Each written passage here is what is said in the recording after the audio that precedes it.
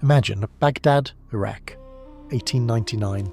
A German archaeologist named Robert Koldewey is standing in the middle of a flat, featureless desert. The heat comes up from the sand itself, dry, mineral, the kind that turns the inside of your nose to dust. He has been digging here for weeks. His team has moved thousands of tons of sand and soil. They have found fragments of brick, shards of pottery, the remains of walls. Nothing remarkable, nothing that would justify the journey. And then one of his workers stops, points down. Koldewey kneels. The sand is still cold just below the surface. It holds the night in it, even at mid-morning. He brushes it away with his hand and sees something that makes him go very still. A brick, stamped with a name, Nebuchadnezzar. He stands up slowly and looks at the ground around him. Really looks, for the first time, and realizes he is standing inside something. The faint outline of a structure so massive that he had mistaken it for natural terrain.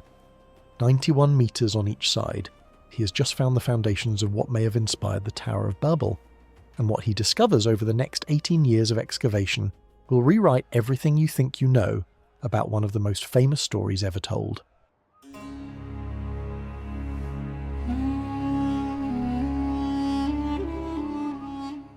Here is what most people believe about the Tower of Babel. A single king, an arrogant civilization, a tower built to reach heaven itself. God, angered by human pride, destroys the tower, scatters the people, and creates the diversity of human languages as punishment. It's one of the most powerful origin stories in human history. It's been painted by Bruegel, referenced by philosophers, cited by linguists. It has shaped how Western civilization understands ambition, pride, and divine punishment for over 2,000 years. But the historical reality is far more complicated than the story most people know. The tower was real, the destruction was real, but the king, the purpose, the collapse, the languages, all of it is more complicated, more strange, and in one specific detail, more tragic than the Bible suggests. In this video, you're going to find out what the Tower of Babel actually was, who actually built it, how it was actually destroyed, and why the true story, the one written in brick and cuneiform clay tablets that survived 4,000 years underground, is more fascinating than the myth. Start with what it was, the Etemenanki. That is its real name. In ancient Sumerian, it means house of the foundation of heaven and earth. It was not a tower in the way we imagine towers, a single vertical column pointing at the sky. It was a ziggurat, a stepped pyramid of mud brick rising in 7 massive terraces from a base the size of a city block. At the base, a temple complex where priests performed daily rituals, the smell of incense and burning oil drifting out through carved doorways, constant, inseparable from the place. On each ascending level, smaller shrines, storerooms, administrative spaces. At the very top, 90 meters above the flat Mesopotamian plain, a small sanctuary. The sacred room where, according to Babylonian belief, the god Marduk himself descended to meet his priests. The tower didn't try to reach heaven by height alone. It was designed as a meeting point, a place where heaven came down to earth. The height wasn't arrogance. It was architecture serving theology. The higher you built, the closer the god could descend without touching the impure ground below. This is where the biblical story and the historical evidence begin to diverge. The Etemenanki wasn't built in defiance of God. It was built in devotion to one. Now, who built it? This is where the story becomes genuinely strange. The biblical account implies a single civilization, a single moment, a single act of collective arrogance. The archaeological evidence tells a completely different story. When Koldewey analysed the foundation, sitting in a tent at the edge of the dig, oil lamp flickering, clay tablets spread across a folding table, he found something that took years to fully understand. The bricks weren't uniform. The construction techniques varied dramatically across different sections. Some bricks were stamped with the seal of Nabopolassar, father of Nebuchadnezzar, who ruled in the 7th century BCE. Others bore Nebuchadnezzar's own royal stamp. Others still showed construction methods that predated both of them by centuries. The tower wasn't built by one king. It wasn't built by one civilization. It was built, destroyed, rebuilt, expanded, abandoned, and rebuilt again across at least 5 distinct historical periods spanning over 500 years. Fathers worked on it. Sons inherited the work. Grandsons were born on the construction site, not knowing a world in which the tower wasn't being built. Each generation believed they would be the ones to finish it. None of them were. Here is what that actually looked like. On the ground, in the body, in a single human life. You are a brickmaker in Babylon, 600 BCE. You wake before dawn. The kilns never stop burning. The smoke is the first thing you see every morning, rising from the construction district before the sun clears the horizon. The smell of it is in your clothes, your hair, the back of your throat. You walk to your station. Your quota is already written on a clay tablet at your feet. The number hasn't changed in the 3 years you've worked here. It never changes. The clay comes from the river. You can smell the water still in it, a faint green smell underneath the earthiness. Bronze tools, human hands, the weight of the work distributed across your shoulders and lower back. The bricks are fired for days, then transported, then laid by masons whose craft has been passed down for so many generations that no one remembers who first learned it. Your father did this work. His father before him. Your son will do it too. You are not building a monument. You are maintaining one. There is a difference, and everyone who works here feels it. A monument gets finished. What you are doing never finishes. The tower requires more brick than it gains in height, because the lower courses erode constantly from rain and heat and must be replaced before new courses can be added above. You're fighting gravity, every season, with your hands, and you genuinely believe, that what you are doing matters, that the God at the top of that tower watches over Babylon because of what you and your father and his father have built and maintained, that the smoke from the kilns and the weight of the brick and the calluses on your palms are a form of prayer. Belief is fuel. Without it, no one would come back the next morning. The resources this belief consumed were staggering.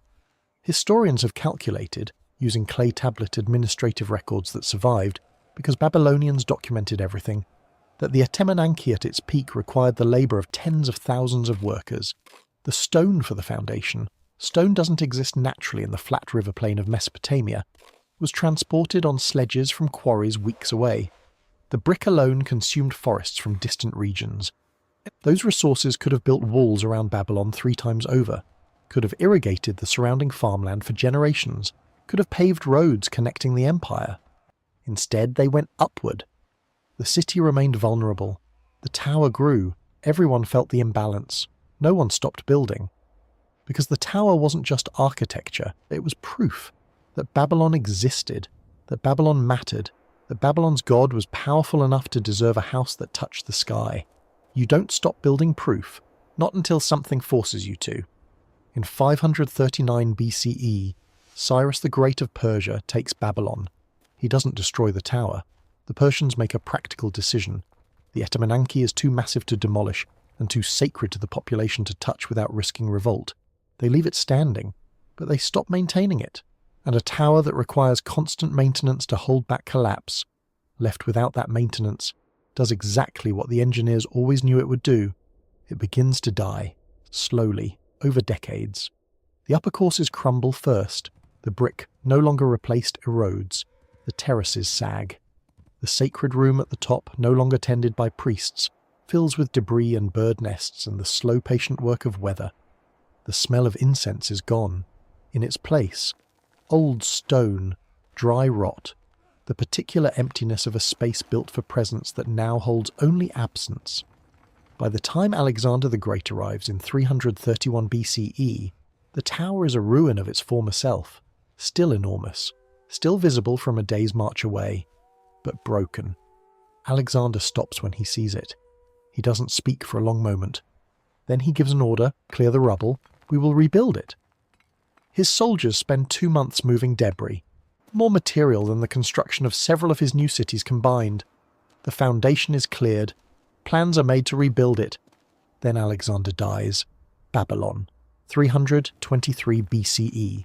He's 32 years old. The construction stops, immediately, completely. The workers go home. The cleared rubble begins to accumulate again from the continuing deterioration above. Within a generation, the site looks much as Alexander found it. The tower had defeated the greatest conqueror in history. Now, the thing Koldewey found that made him go still. He expected one tower, one construction phase, one moment of Babylonian ambition. What the excavation revealed was 5 distinct construction phases, 5 separate moments when a civilization had decided to start over, not repair, but fundamentally rebuild from a different base, with different brick, using improved techniques. 5 towers, each built on the ruins of the last. And here is what that means, structurally. Each collapse had taught the engineers something. Each failure had produced knowledge that the next generation applied. The Etemenanki wasn't built despite its failures. It was built because of them. The catastrophes were the curriculum, so did the Tower of Babel exist? Yes, unambiguously. The foundation is still in the ground in modern Iraq. The bricks are still there. The administrative records describing its construction survive in museums in Berlin and London and Baghdad. It existed. But the story the Bible tells about it. The historical reality is far more complicated than the story most people know, and here is the specific detail that matters most. The biblical account says God destroyed the tower by confusing human languages. The archaeological record shows something different. The tower wasn't destroyed by divine intervention. It wasn't destroyed by a single catastrophe. It was destroyed by the most ordinary force in human history: neglect. Every civilization that conquered Babylon stopped maintaining it. Each one left it standing because destroying it was too much work, and stopped maintaining it because maintenance is less glorious than conquest. The tower didn't fall because humanity reached too high. It fell because no one could agree whose job it was to keep it standing. That's a different story than the Bible tells. Less dramatic. No divine punishment, no thunderbolt, no languages suddenly scrambled in workers' mouths, but more honest. And in its honesty, more frightening. No, because it suggests that the thing that destroys great human projects isn't arrogance. It's indifference. By the 1st century CE, the Etemenanki was gone. Earthquake, structural fatigue, centuries of neglect. Something brought the last standing courses down. The location was lost for nearly 2,000 years. When Koldewey found it in 1899, he found a mound of earth that looked like natural terrain. Underneath, the largest ziggurat ever built, 5 centuries of accumulated ambition, the labour of hundreds of thousands of people across dozens of generations. And the story that outlasted all of it. That's the true history of the Tower of Babel. Not a punishment for pride, not a divine interruption of human ambition, but something quieter and more persistent. A structure that 5 civilizations tried to finish and none of them could. That one of history's greatest conquerors tried to save and failed. That survived longer as a story than it ever did as stone and brick. The tower fell. The myth survived 4,000 years. Maybe that was always the more durable structure of the two. And maybe that's the real answer to the question, did the Tower of Babel exist? It existed. It still does. Just not where you were looking for it.